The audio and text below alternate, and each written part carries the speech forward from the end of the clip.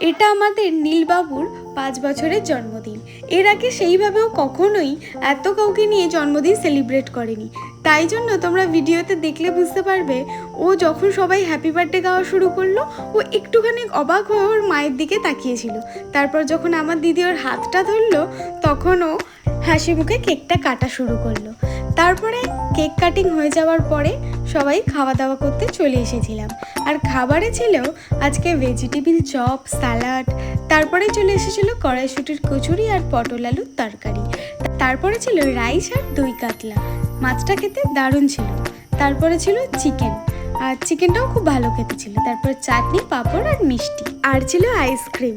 তারপর খাওয়া দাওয়া হয়ে যাওয়ার পর দেখলাম মোটামুটি সব লোকজনই চলে গেছে, আর আমরাও চলে যাচ্ছি দিদিকে আর দাদাভাইকে টাটা করে আমার পিসির বাড়ি। আমার এই দিদি হচ্ছে আমার পিসির মেয়ে, আর আমার দিদির বাড়ি থেকে পিসির বাড়ি অনেক কাছে। যাচ্ছিলাম পিসির বাড়ি।